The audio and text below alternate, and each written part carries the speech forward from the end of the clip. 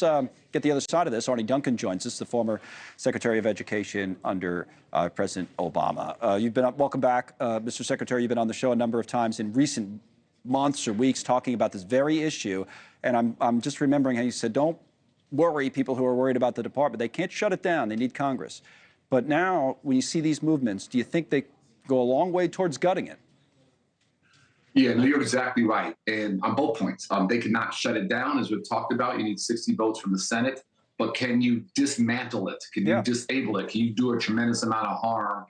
Absolutely. And that's unfortunately, very tragically, what we're seeing unfold before our eyes. Now, the thought process and kind of the questioning then becomes to what's the outcome? I just had a conservative, education kind of expert from Cato on last hour, I guess, and he was articulating their side of it, which is to me, their side of it basically is this. It's like, we're not trying to, take funding away from schools. We just think too many bureaucrats in Washington, they're making a mess of it, and we want to return it to the local side, and we want to focus on what's important, which is educating kids in the classroom, not doing, paying people too much to be bureaucrats, right? So in theory, that sounds, a lot of people say, okay, let's do that.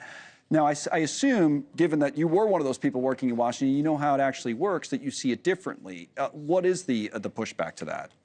Well, I don't even call it pushback. I think there's just a disingenuousness, a dishonesty to that argument. The whole point of when Trump says, as you and I have talked about, we want to return it to the states. Yeah.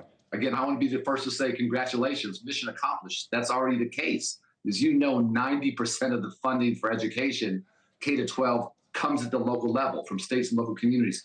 Only 10% comes from the federal government. And the right question is, what does the federal government actually do? And what it does is it helps millions of vulnerable children, 7.5 million children with special needs, with disabilities, 10 million rural children, 6.5 million young people with Pell Grants having a first chance to go to college, maybe first in their families to do that. And so those additional resources, anything that would hurt or impact the educational trajectory and opportunity of those most vulnerable children would be a disaster. But theoretically, that could still exist, just in a different form, like it could be funneled through a different department, say, for example.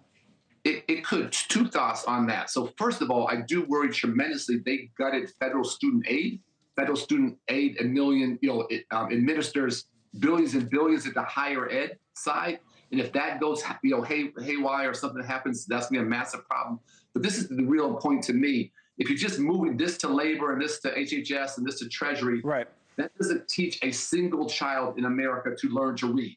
And we have a reading crisis in our country. Our NAEP scores were far too low. And we should all be spending time and energy on that. There's nothing, zero, that President Trump has said that helps a single child learn to read. And that's what is so disheartening about all this conversation. There's the scores. You're right. And the president actually talks about that. I'm glad you brought it up, because that does give us a way to talk about his argument on that. There's the 8th grade reading scores. Okay, and nobody's proud of many of these scores, not just reading, but math and science.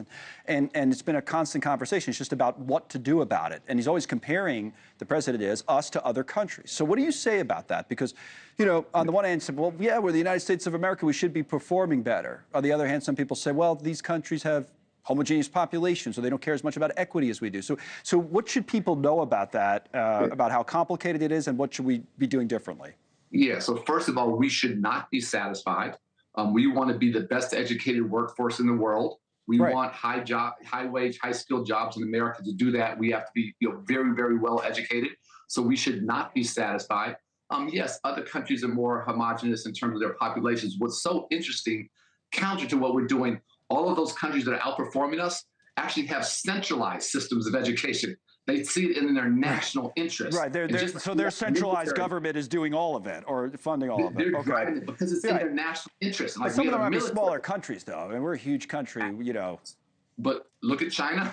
No, well, they have the issue with equity, right? China, they're not educating everybody the same, are they?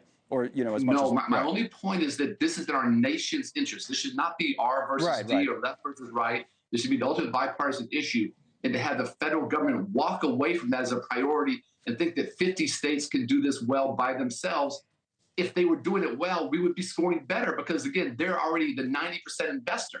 So if our scores aren't high enough for you to think about, who do you blame? Now, I'm not the finger pointing guy, but let's just talk turkey here. Do you blame the 10% investor or do you blame the 90% investor? Thanks so much for watching. Just go to joinnn.com to find NewsNation on your television provider. And don't forget to click the red subscribe button below to get more of NewsNation's fact-driven, unbiased coverage.